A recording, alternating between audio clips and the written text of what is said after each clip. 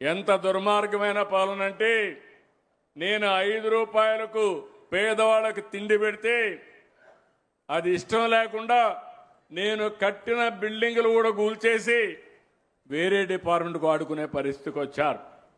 ఈరోజు రెట్టింపు ఉత్సాహంతో ఇంకా ఎక్కువ అన్నా క్యాంటీన్లు పెడుతున్నాం. తద్వారా మీకు వెసులుబాటు వస్తుందని చెప్పి కూడా నేను మీకు తెలియజేస్తున్నా. మీరు సంతకు వస్తారు, లేకుంటే ఏదో పని మీద వస్తారు. వచ్చినప్పుడు మళ్ళీ హోటల్కి పోవాలంటే 100 రూపాయలు ఖర్చు పెట్టుకోవాలి. అదే 5 రూపాయలు పెడితే కడుపు నిండా తిండి తినేట్టుగా అన్నా క్యాంటీన్లు మీకు పెడుతున్నామని చెప్పి కూడా నేను మీకు తెలియజేస్తున్నా. ఇది కాకుండా మెగా డిఎస్సి ఇప్పుడే చెప్పారు, ఈ నెలాఖరికి 16,500 మంది కొత్తగా టీచర్లు నియమించి మీ స్కూల్స్ పంపించే బాధ్యత నాది. ఇంకొక పక్క 20 లక్షల ఉద్యోగాలు ఇప్పటికే ఆలోచించాం. 10 లక్షల కోట్ల రూపాయలు పెట్టుబడులు రావడానికి ఎంఓయూలు చేశాం. దీనివల్ల 8 లక్షల నుంచి 9 లక్షల మందికి ఉద్యోగాలు వస్తాయి.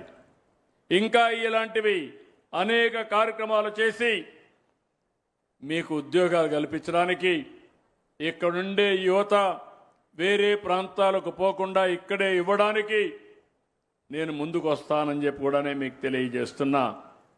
ఇక్కడికి వచ్చినప్పుడు నేను ఇప్పుడే మాట్లాడినప్పుడు ఒక బ్యాంబో ఏదైతే వెదురు ఇక్కడ ఎక్కువ ఉంది, 6 లక్షల ఎకరాల్లో వెదురుంది, అడవుల్లో ఉంది.